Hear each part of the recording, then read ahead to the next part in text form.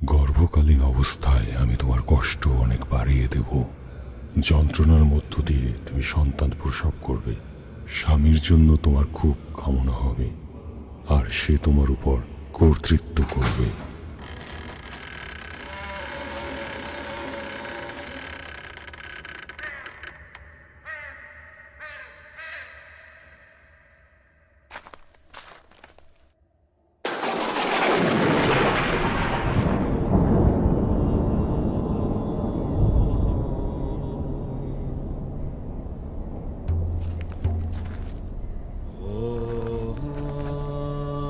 যে গাছের ফল আমি তোমাকে খেতে নিষেধ করেছিলাম, তুমি তোমার স্ত্রীর কথা শুনে সেই ফল খেয়েছ। তাই তোমার কারণে মাটিকে বদ্ধবা দেওয়া হলো। মাটিতে কাঁটা গাছ ও শিয়াল কাঁটা গজাবে। যে মাটি থেকে তোমাকে তৈরি করা হয়েছিল, সেই মাটিতে ফিরে না যাওয়া পর্যন্ত মাথার ঘাম পায়ে ফেলে তোমাকে খেতে হবে। তোমার এই ধুলার শরীর ধুলাতেই ফিরে যাবে।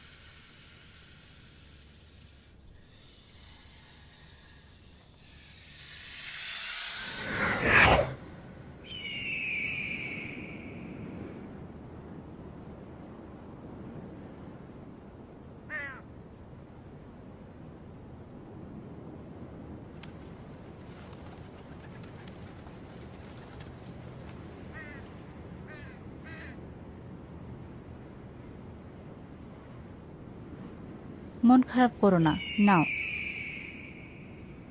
হাওয়া, এই পচা ফল কেন নিয়ে এসেছো এখানে? তুমি খাও, তুমি খাও।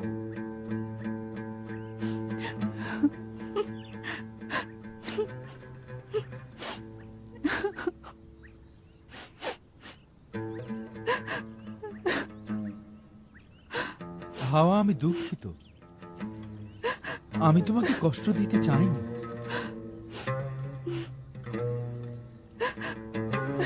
কি হচ্ছে এসব? এখন আমরা একে অপরকে আঘাত করছি। আমি কি করলাম?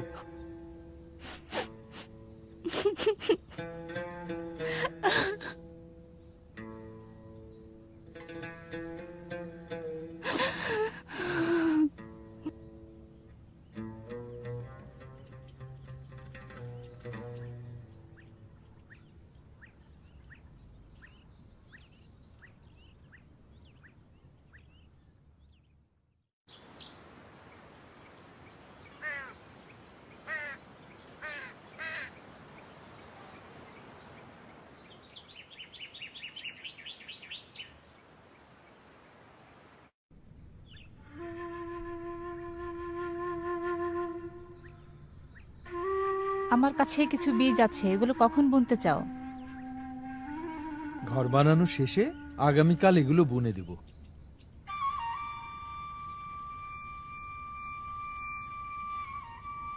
আমি ভীষণ ক্লান্ত।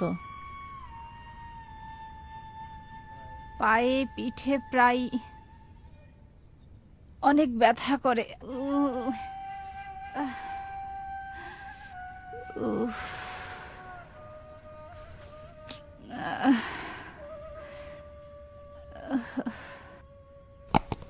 ব্যথা অবশ্য চলেও যাবে। কি হয়েছে? পেটে লাথি মারছে। তুমি কি জানো, একেবারে পশুর মতো আমার ক্ষুধা লেগেছে। শোনো, আজ আমি একেবারেই ফল আনতে যেতে পারবো না, আর আখরোটও আমি জড়ো করতে পারবো না। আমি খুব ক্লান্ত, ভীষণ ক্লান্ত। ঠিক আছে, আমি যাই, তুমি এখানে অপেক্ষা করো।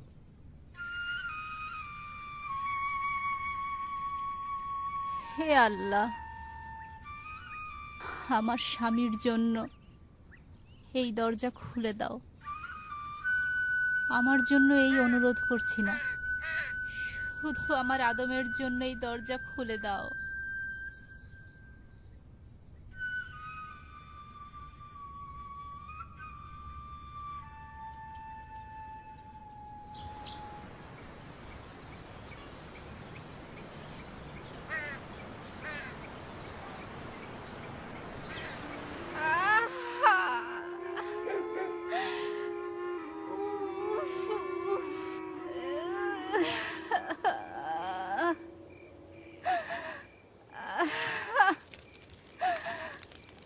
খুব কষ্ট হচ্ছে আমার।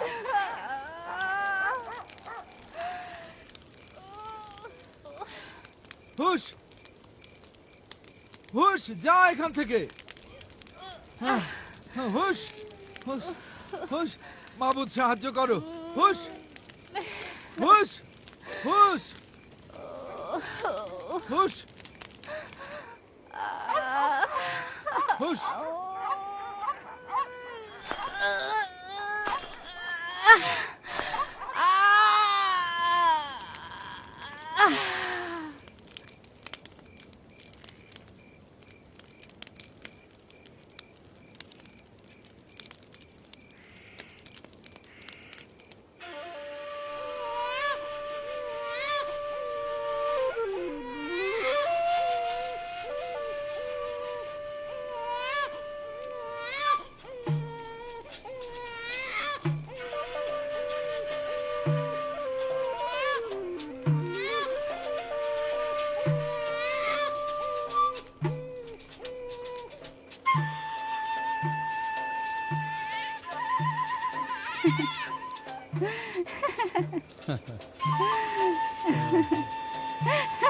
এই দেখো দেখো, ও কি করে। ওর কত শক্তি হাওয়া। মুক্তির পথ বুঝে আমরা এখন পেয়ে গেছি। আমি বুঝতে শুরু করেছি। এর মানে কি? যখন মাবুদ বাগান থেকে আমাদের বের করে দেন, সাপকে কি বলেছিল মনে আছে? আমাদের সন্তানরা তার মাথা পিষে দিবে। এটাই হচ্ছে তার প্রতি অভিশাপ। আমরা নিরাপদ। সম্ভবত ওরাই আবার আমাদের বাগানে নিয়ে যাবে। ও আদম, তোমার কি মনে হয় যে এটা সম্ভব? হ্যাঁ, নিশ্চয় মাবুদ আসবেন, তিনি আমাদের ভুলবেন না। ওরা নিষ্পাপ, ওরা তো কোনো গুনাহ করেনি। এই জন্য আমি খুবই খুশি আদম। নিশ্চয় মাবুদ আমাদের ভুলবেন না, তিনি ফিরে আসবেন। হ্যাঁ, তিনি আসবেন।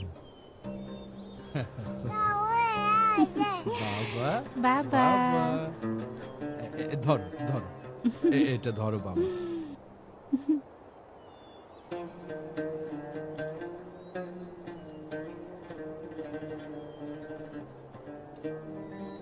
বাবা, বাবা, দেখো হাবিল বলের সঙ্গে খেলা করছে।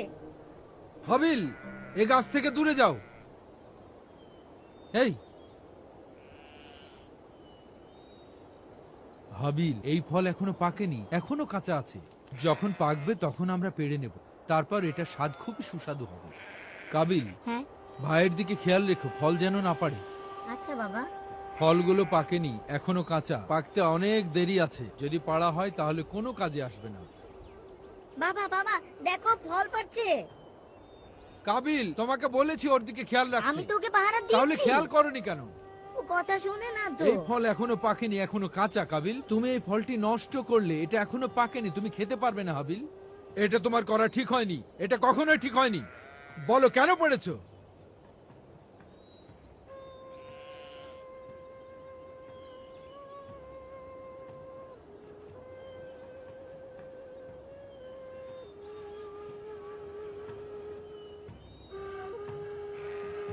ছেলেরা কি করেছে তা কি তুমি দেখেছো? কি করেছে ওরা তারা? ফল পাড়ছে। ও, ওরা এখনো বাচ্চা। না, ওরা আমাদেরই মতো অবাধ্যতা করছে। তারা এখনো ভালো মন্দ বুঝতে শেখেনি, তারা জানে না তারা কি করছে। কাবিল সব বুঝতে পারে। তুমি তাকে বলেছিলে সে যেন তার নিজের ভাইয়ের খেয়াল রাখে আর তাকে ফল পাড়তে নিষেধ করে। আমি জানি ও চাইলে তাকে থামাতে পারতো, কিন্তু সে তা করেনি। তুমি তাহলে জানো না? আমি ওর মুখ দেখে বুঝেছি যে ও ইচ্ছে করে থামায়নি। তুমি যখন রাগ করছিলে তখন তখন ওরা নিজেদের মধ্যে হাসাহাসি করছিল। তুমি বলছো সে আমাকে মিথ্যে বলেছে? হ্যাঁ আদম, তুমি জানো না আদম, তারা আমাদের মতো করেই বড় হয়ে উঠছে আর ভুলও করছে ঠিক আমাদেরই মতো। ওরা সাপের মাথা পিষে আমাদের ভুল শুধরে দিতে পারবে না। এইসব কথা কেন বলছো হাওয়া? ওরা তো বাচ্চা। আমি তোমাকে বুঝিয়ে বলছি আদম, তুমি তুমি আমাকে যেভাবে ফল পাড়ার অনুমতি দিয়েছিলে ঠিক সেইভাবে কাবিল হাবিলকে অনুমতি দিয়েছিল ফল পাড়ার জন্য। আমি তো তোমাকে থামাতে পারিনি। এটা সত্যি না। তুমি মাবুদকে বলেছিলে যে নারীকে তুমি আমার জন্য সৃষ্টি করেছো সে নারী সব করেছে। তোমার মনে আছে আদম? তুমি বলেছিলে আমি নিজেই তোমাকে ফল পেড়ে খাইয়েছি। এখন এসব কথা বাদ দাও। দরকার আছে। তুমি সাপকে দোষারোপ করতে পারো, কিন্তু কিছুতেই আমাকে দায়ী করতে পারো না। ঠিক আছে। এখনো সাপ আমাদেরকে প্রলুব্ধ করেই যাচ্ছে আদম। এর জন্য আমি সত্যিই ভীষণ লজ্জিত, কারণ আমরা খুবই দুর্বল। ওহো, এ বিষয়ে যথেষ্ট কথা হয়েছে। আমাদের সন্তানরা শক্তিশালী। আমরা সবাই পরিশ্রম করব, ধীরে ধীরে শিখব, ভুল থেকে শিক্ষা নিব।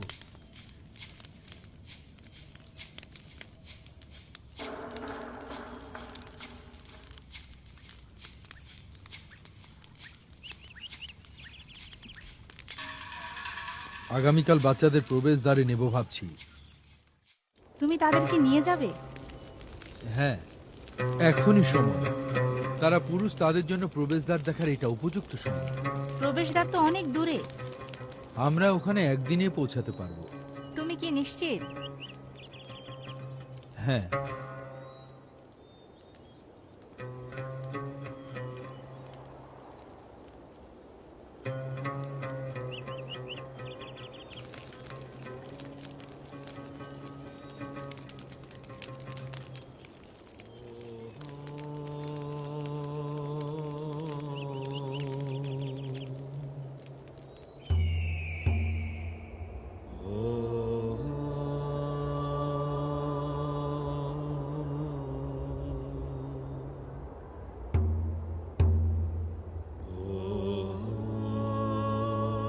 বাবা, প্রবেশদ্বার এখনো অনেক দূর।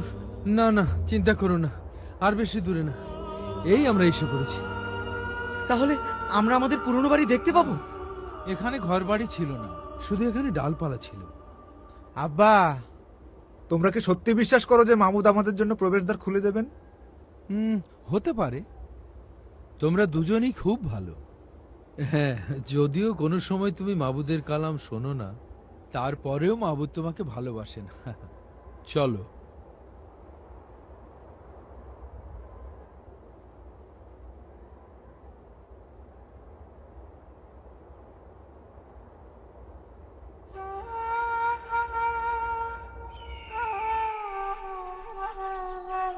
এসো, আমরা প্রায় পৌঁছে গেছি।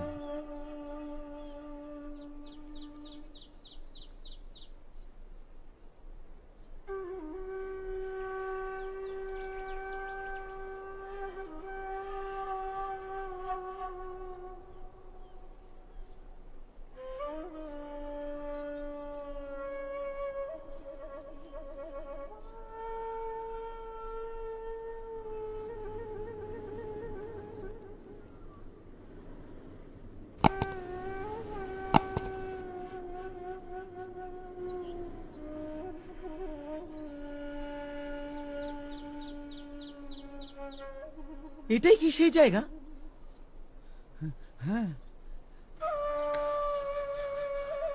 এই সেই জায়গা।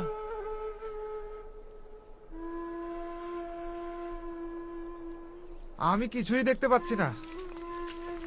এখানে ছিল, আমি জানি এখানেই ছিল। মাবুদ, তুমি কোথায়? এটা নিছক পাগলামি। আব্বা চলো, আমি মনে করি না আমরা প্রবেশদ্বার খোলা দেখতে পাবো। চলো ফিরে যাই। কাবিল তাকে ছেড়ে দাও। হাবিল, তুমি থামো। আমাকে থামতে বলো না। আমি তোমাকে থামতে বলছি, কিন্তু তুমি আমাকে থামতে বলবে না, এবং কি করছি এই বিষয়ে জিজ্ঞাসা করবে না।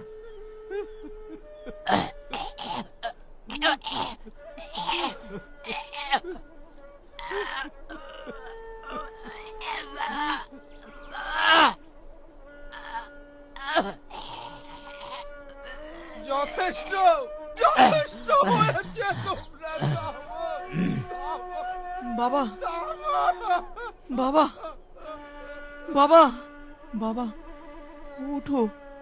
বাবা, বাবা, উঠো বাবা।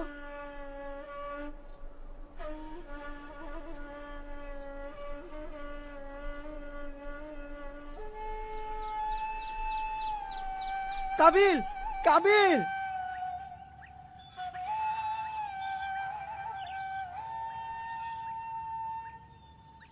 মা, মা।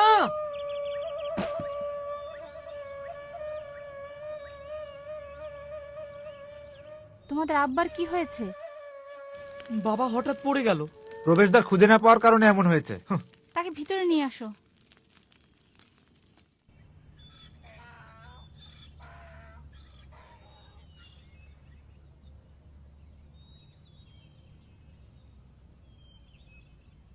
আদম, আদম, কি হয়েছে তোমার?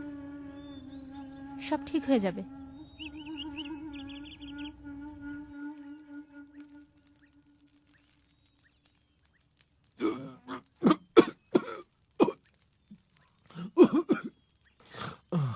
চিন্তা করো না।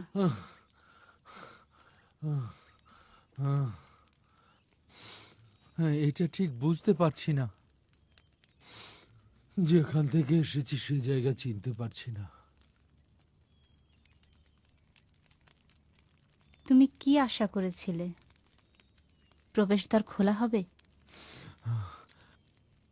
হ্যাঁ,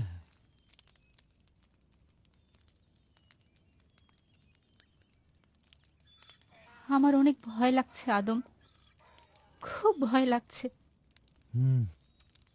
আমারও। কি করব এখন? জানি না হাওয়া, জানি না।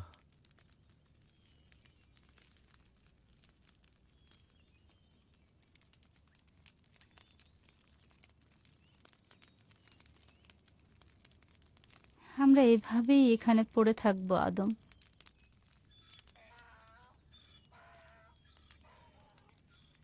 ফিরে আস্তে আস্তে সারা পথ চিন্তা করেছি।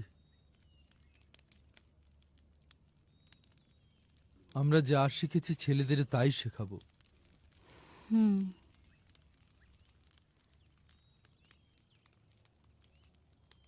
ঠিক বলেছ।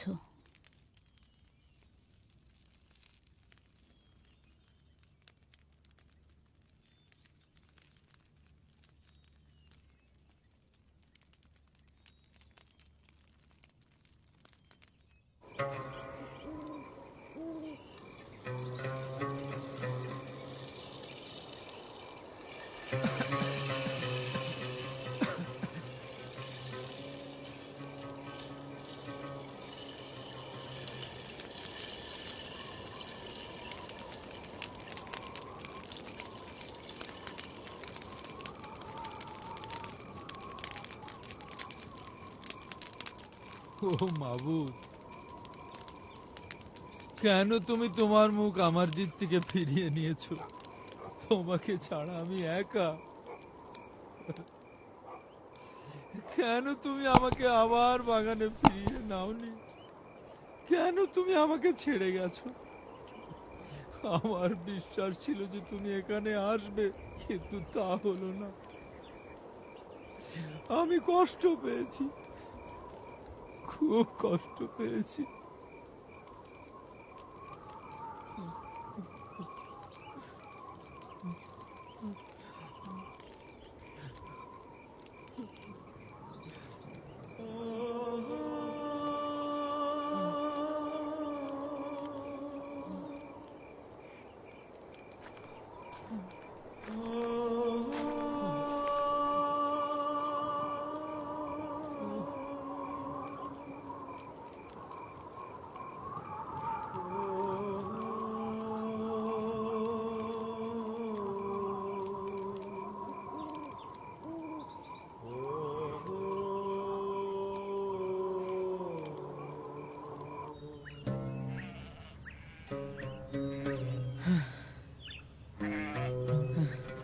মা, আমি সিদ্ধান্ত নিয়েছি, আমি রাখাল হব, ছাগল আর ভেড়া পালবো।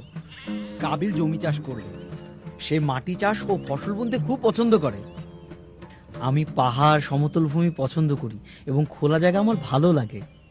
আমি জানি পশুর সংখ্যা বেড়ে গেছে, সবসময় ওদের নিয়ন্ত্রণ করার জন্য একজন দরকার। তোমরা দুইজনই একজন অপরজনের চেয়ে ভিন্ন। মা, বলো। তুমি বাগান সম্পর্কে আমাকে কিছু বলতে পারো? হ্যাঁ, এই বিষয়েই তোমাকে বলবো আমি। সেখানে জীবন কেমন ছিল? আমরা সম্পূর্ণ স্বাধীন ছিলাম। আমাদের কখনোই খাবার কিংবা পানির খোঁজ করতে হয়নি। আমরা কখনোই কোনো জীবজন্তুকে ভয় পাইনি, জীবজন্তুরাও আমাদেরকে ভয় পায়নি।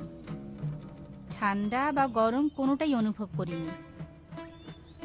আমাদের কোনো জামা কাপড়েরও প্রয়োজন হয়নি, কারণ লজ্জা কি জিনিস সেটা আমরা বুঝতামই না। আমি জানি এই সম্পর্কে, কিন্তু আমি মাবুদ সম্পর্কে আরো জানতে চাই। মাবুদ, তিনি আমাদের সঙ্গে উদার আর নম্র ছিলেন। তিনি আমাদের সঙ্গে কথা বলতেন আর আমরা দুজনেই তার সব কথা বুঝতে পারতাম। তিনি আদম থেকে আমাকে সৃষ্টি করার আগে আদমের প্রতি খুবই খুশি ছিলেন। মাবুদ আমাদের খুব পছন্দ করতেন। বাগানের কথা শেষ, মা? না, আরো অনেক কথা আছে যা তোমাকে বলিনি। তাহলে কি বেহেশতি জীবনের সবকিছুই আছে, মা? হুম,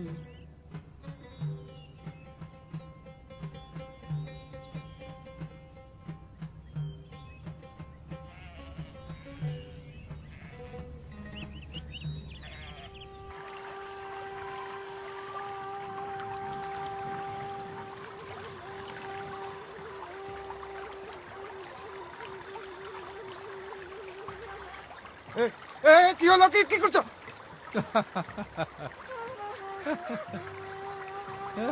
এই পানি খুব ভালো, তাই না কাবিল? সারাদিন কাজের পর এটা বেশ আরামদায়ক। ঠিক, হ্যাঁ। দাঁড়াও দাঁড়াও, আমি নামছি। এই তো আমি নামছি।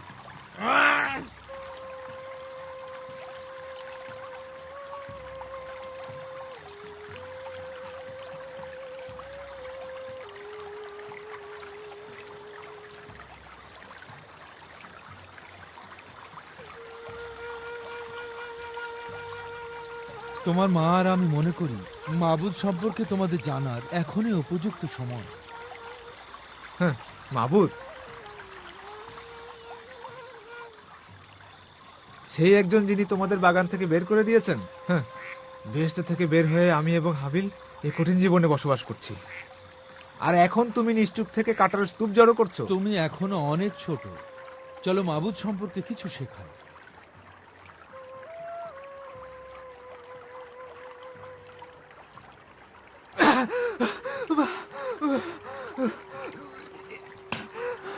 কাবিল, যদি তুমি মাবুদকে জানতে চাও তাহলে অবশ্যই তাকে খুঁজতে হবে, যেমন করে তোমার নিঃশ্বাস প্রশ্বাসে বাতাস খোঁজো।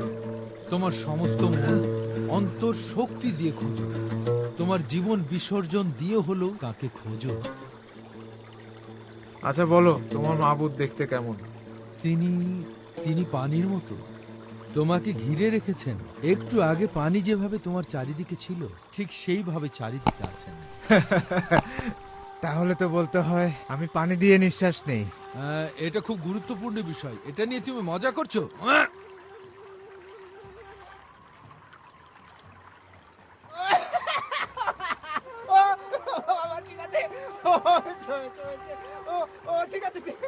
মাবুদ বাবাকে বলেছিলেন বাগানের যত রকম ফল আছে সব খেতে পারবে, শুধু ওই গাছের ফল ছাড়া।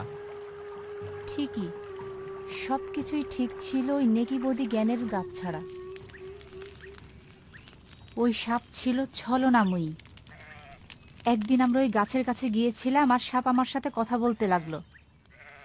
সে জানালো আমিও ভালো মন্দের জ্ঞান সম্পন্ন হব, আল্লাহরই মতো। আর ফলগুলো দেখতে ভীষণ আকর্ষণীয় এবং সুস্বাদু মনে হচ্ছিল। কিন্তু মাবুদ তো আগে এই ফল খেতে নিষেধ করেছিলেন। আমরা দুজনেই মাবুদের কথা অমান্য করেছিলাম। মাবুদ বলেছিলেন যদি তুমি এই গাছের ফল খাও তাহলে তুমি মারা যাবে। মাবুদ এ কথা আদমকে বলেছিলেন, আমাকে না। তাহলে তুমি কেন সেটা খেলে? আমি চাই আদম যা জানে তুমিও তা জেনে নাও, আর আল্লাহর দেয়া জ্ঞানের অধিকারী হও। ওই ফলটা খুবই সুন্দর ছিল, সেটা আমি হাতে নিলাম এবং শুকলাম। মিষ্টি গন্ধ। ওটাকে ছিঁড়ে মুখে দিলাম। কি অপূর্ব আর সুস্বাদু ফল খেলাম। তারপর কি হলো?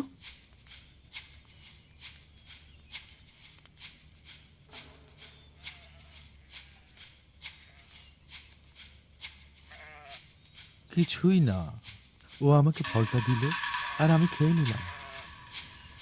ঘটনা এই পর্যন্তই? শুরুটা এই পর্যন্তই। পরে বুঝতে পারলাম মনে হয় কিছু একটা হারিয়েছি, নিজেদেরও খালি খালি লাগছে। এই কর্মে লজ্জা পেলাম। হঠাৎ বুঝলাম আমরা উলঙ্গ।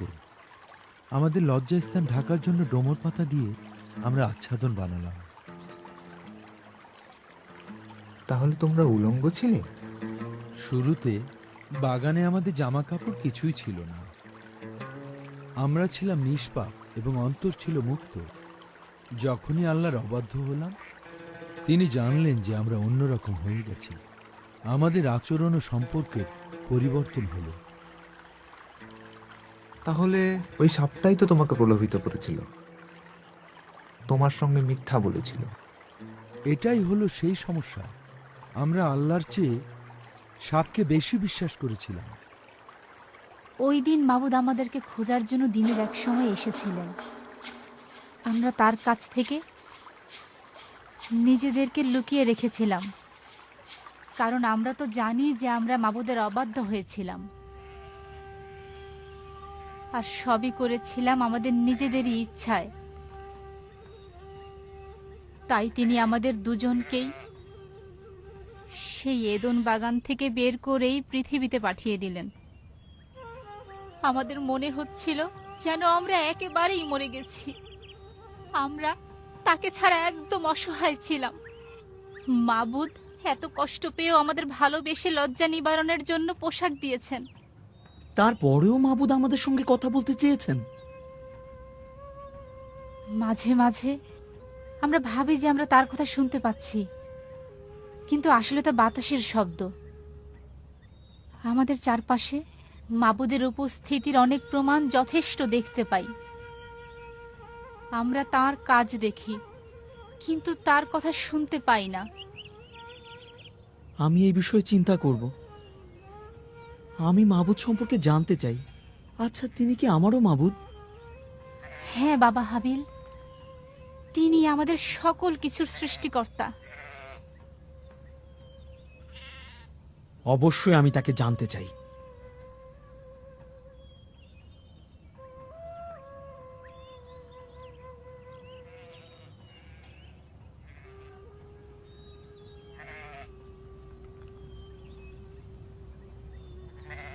সব সময় তুমি বলো যে মাবুদ আসবেন। হ্যাঁ, ধরো, হাত ধরো। গুনাহের কারণে বাগানের স্মৃতিগুলো আবছা। এবং ধীরে ধীরে মুছে যাচ্ছে।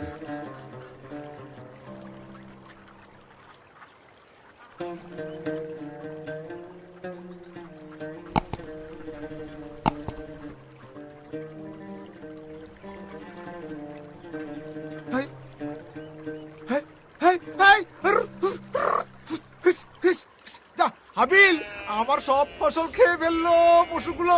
এই হাবিল, কোথায় গেলি? এই যা হাবিল, হাবিল, এই হাবিল, আমার সব ফসল নষ্ট করে দিল, খেয়ে ফেললো সব ফসল। এই এই কি করি? কাবিল, ভেড়াগুলোকে মেরে মেরো না, ফেলবো, মেরো না মেরে ওদেরকে, ফেলবো আমি ওদেরকে। ওদেরকে যা, তাড়িয়ে দিচ্ছি। যা, মা, ওদেরকে আজকে মারবো, তাড়িয়ে দিচ্ছি, পশুগুলোকে কাবিল, আজকে আমি মেরো না। মেরে ফেলবো। মারামারি ছাড়ো, বন্ধ করো। বাবা এসব আমাকে বন্ধ ছেড়ে দাও করো। বাবা, আমি পশুগুলোকে মারবো, আমার সব ফসলকে নষ্ট করে দিল, আমি ছেড়ে দাও। গন্ডগোল কেন হলো হাবিল? ওদের ধরে রাখার জন্য এই কুটিগুলো যথেষ্ট নয়। জমিগুলো দেখে ওদের অনেক লোভ লাগছে। তাদেরকে এখান থেকে নিয়ে যাও। আমি দুঃখিত বাবা। এখন দুঃখিত বললেই বা আমার কি? এতে করে আমার ফসলগুলোকে আবার ফিরে আসবে। আমাকে বলো কি করতে চাও, ছেলেরা বলো। যথেষ্ট হয়েছে, আমি তোমাকে ক্ষতিপূরণ দেব, শান্ত হও। তুমি যাও।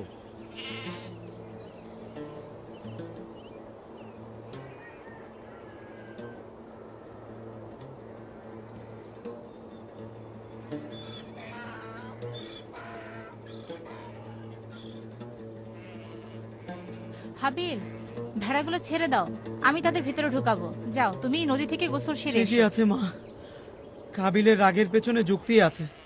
ওটা পরে দেখব। কি হয়েছিল? এসো, বসো, বসো এখানে।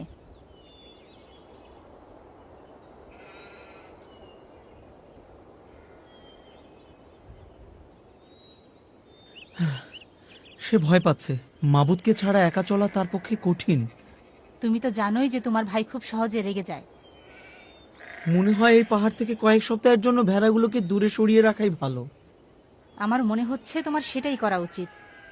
আমার জন্য এখনই চলে যাওয়া ভালো। তুমি তাই যাও, তাড়াতাড়ি যাও।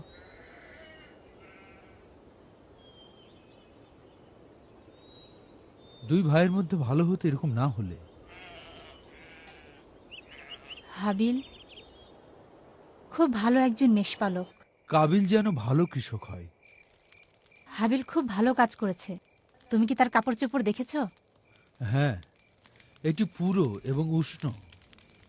আমরা শীতকালে ঠান্ডার সময় এই কাপড় ব্যবহার করতে পারি।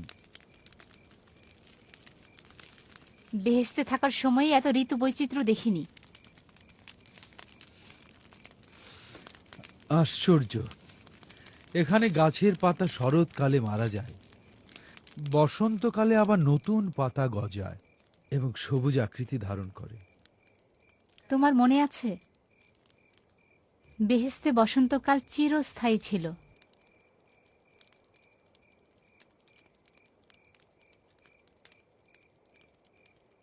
দুই দিন আগে আমরা একটি ছোট্ট পাখি পেয়েছিলাম, মনে আছে?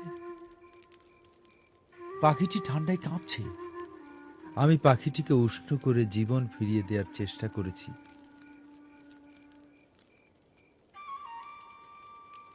কিন্তু তাতে কোনো লাভ হয়নি। তুমি কি জানো, আমি আগের মতো জোরে দৌড়াতে পারি না। মনে হচ্ছে আমার জীবনের বসন্তকাল শীতে রূপ নিচ্ছে। আমার শরীর দুর্বল লাগে। কখনো কখনো আমার মনটা খুব বেশি রকম খারাপ হয়ে যায়। আমরা আরো একবার অতীতে ফিরে যেতে পারতাম, আগে যা করেছি তা বদলাতাম। তাহলে ভালোই হতো। আমাদের সন্তানদেরকেও এই শিক্ষাটা দেয়া দরকার। ওদেরও জানা থাকা দরকার যে ইচ্ছে থাকলেও এই ভুল সংশোধন সম্ভব না।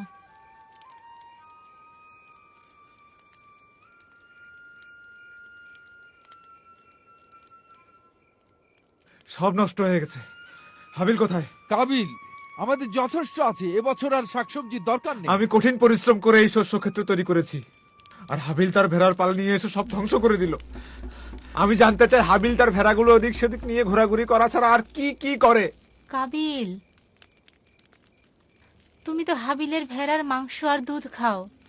হাবিল তোমার সঙ্গে তার নিজের ভেড়াগুলোর লোম সমানভাবে ভাগ করে নেয়। আমি সব ফেরত দেব। আমি তার ভেড়ার লোম ফিরিয়ে দেব, তার ভেড়ার দুধ মাংস কিছু খাবো না। যে কোনো মূল্যে আমি আমার জমি ফেরত চাই। তুমি ভালো করে জানো যে সেটা সম্ভব না। এখন আসো, আমাদের সাহায্য করো। বসো। আমি তোমাকে বলছি, তোমাকে এর দাম দিতে হবে।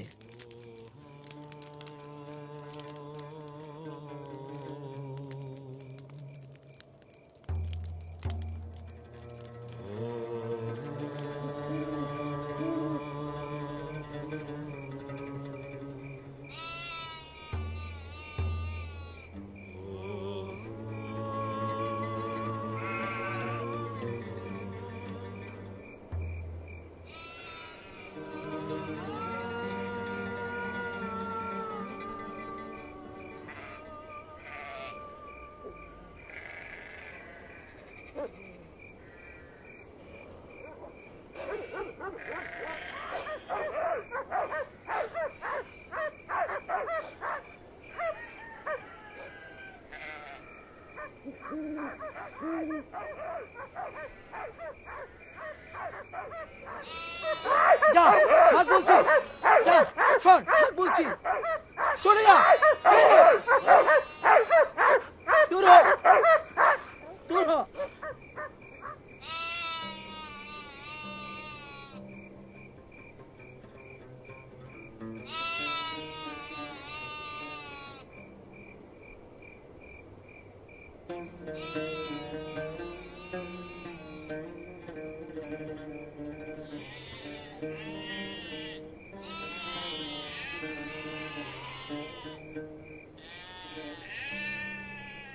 ও আমার প্রিয় মাবুদ,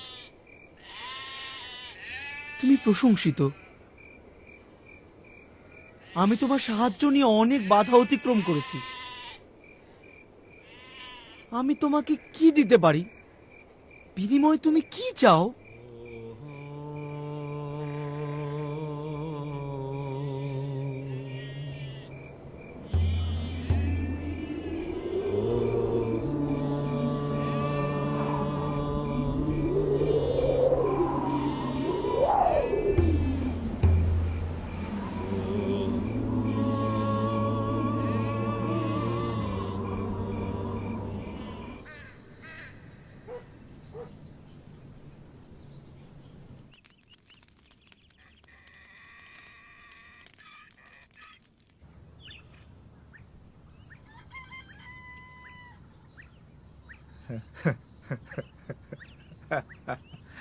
এই, তুমি কি করছো? কোরবানগাহ নির্মাণ করছি।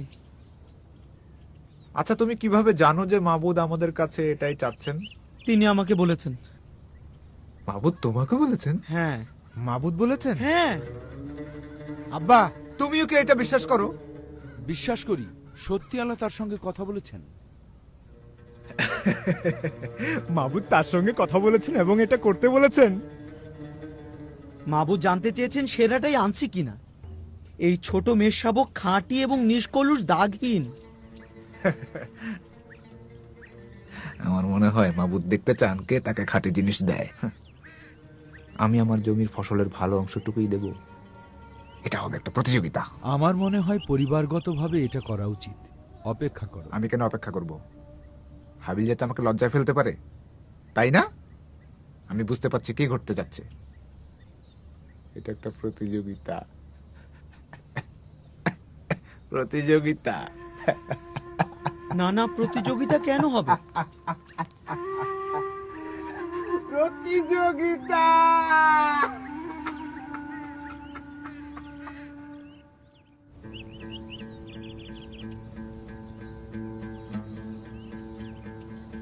দেখো আমার কোরবান গাহটা কত বড়। কাবিল, এটা কোনো প্রতিযোগিতা নয়। কিন্তু এটা মাবুদের আনুকূল্য লাভের জন্য একটা প্রতিযোগিতা। হাবিল, তুমি কি সত্যিই তার কণ্ঠস্বর শুনেছো? তার কণ্ঠস্বর শুনতে কেমন? তার কণ্ঠস্বর শুনতে কেমন? হ্যাঁ, আমি নিজে শুনতে পাইনি। এটা বাতাসে ভেসে আসে না, অস্তিত্বে উপলব্ধি করতে হয়। শরীরে উপলব্ধি করতে হয়। আমি বাজি ধরে বলতে পারি, যেটা শুনেছো সেটা আসলে বাতাসের শব্দ ছিল। আমি তোমার চেয়ে নিজেকে ভালো বোঝানোর জন্য এই কাজ করছি না। ঠিক আছে, দেখি কি হয়। আমরা দেখতে পাবো না।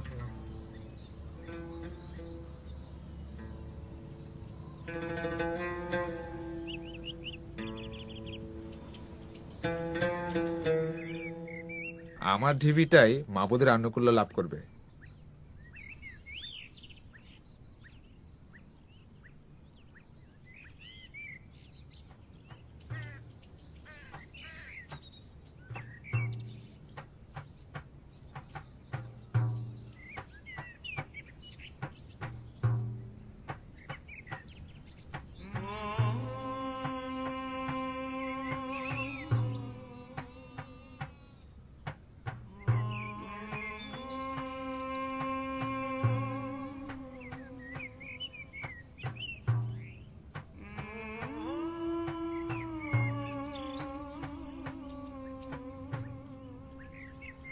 আমার দানের পরিমাণ অনেক, আমি প্রস্তুত আছি। তুমি কি করবে? তুমি তোমার সমস্ত দান দিয়েছো।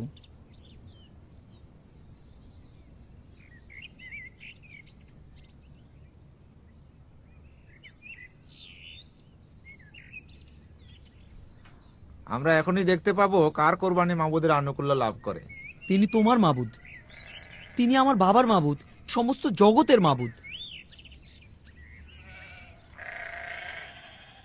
কাবিল, হাবিল, তোমাদের নিশ্চয়ই ক্ষুধা পেয়েছে, তাড়াতাড়ি খেতে আসো।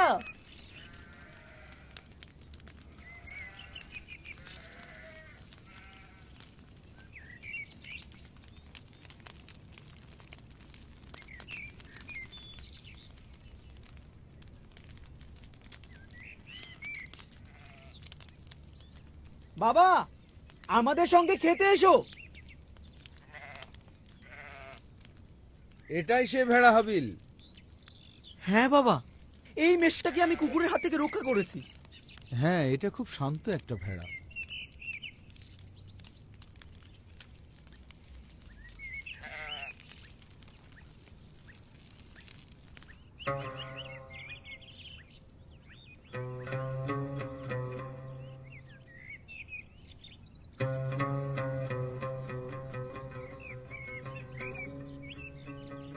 তুমি কি করছো? তুমি ভেড়ার মাংস রান্না করছো? মাবুদ কি নিচে নেমে এসে এখান থেকে খেয়ে যাবেন?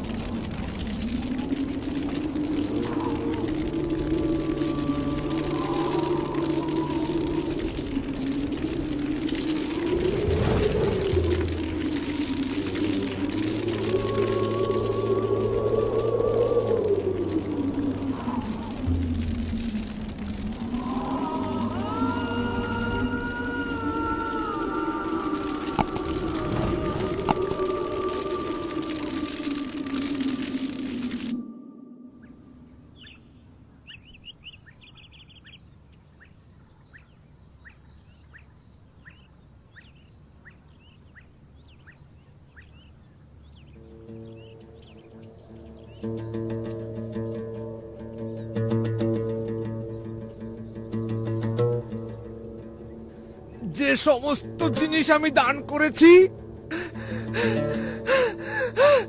তা কি যথেষ্ট ভালো ছিল না তোমার জন্য?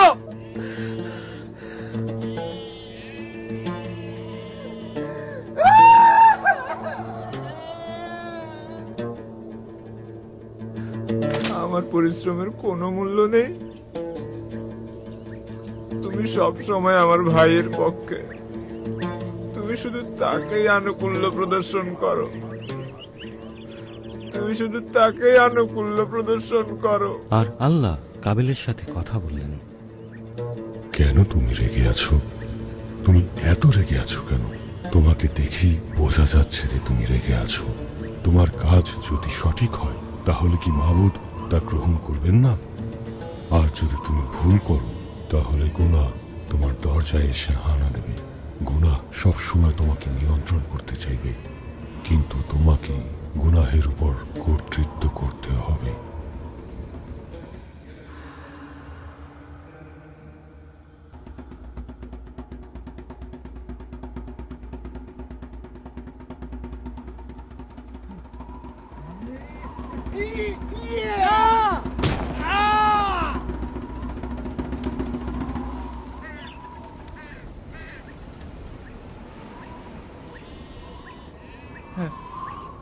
হাবিল, হাবিল, হাবিল।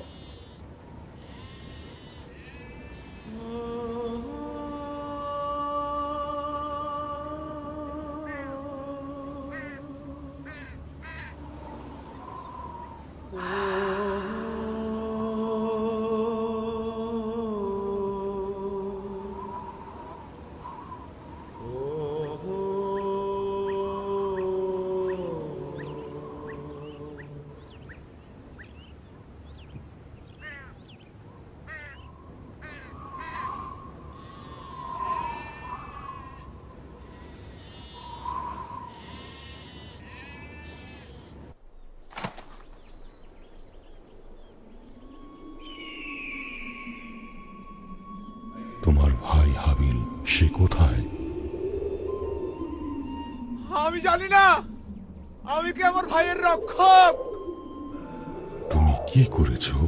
মাটি থেকে তোমার ভাইয়ের রক্ত কাঁদছে, যা আমি শুনতে পাচ্ছি। হয়েছে, আর পারছি না, যথেষ্ট, যথেষ্ট হয়েছে, যথেষ্ট। এখন থেকে তুমি অভিশপ্ত। যে মাটি তোমার হাত থেকে তোমার ভাইয়ের রক্ত গ্রহণ করেছে, সেই মাটি তোমাকে অভিশাপ দিচ্ছে। যখন তুমি জমি চাষ করবে তখন সে আর তোমার কাছে নদী স্বীকার করবে না। তোমাকে পৃথিবীতে ফেরারি যাযাবরের মতো ঘুরে বেড়াতে হবে। কেন তুমি আমাকে এত কঠিন শাস্তি দিচ্ছ? আমি তোমার সামনে থেকে অনেক দূরে চলে যাব। আমি আর একেবারে সহ্য করতে পারছি না। আমাকে এখন যাযাবরের মতো ঘুরে বেড়াতে হবে। তোমাকে যদি কেউ হত্যা করে তাহলে তাকে শাস্তি পেতে হবে। কাবিল, কাবিল, কাবিল, কাবিল, হাবিল, হাবিল, কাবিল, কাবিল, হাবিল, হাবিল, কাবিল, হাবিল।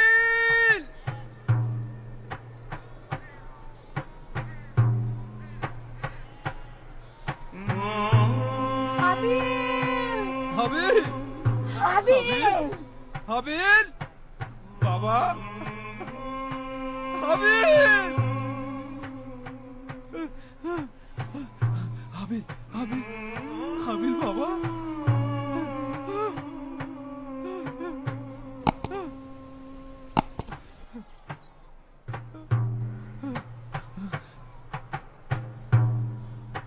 তার শরীর ঠান্ডা হয়ে গেছে, হাবিল মারা গেছে। হাবিল, বাবা।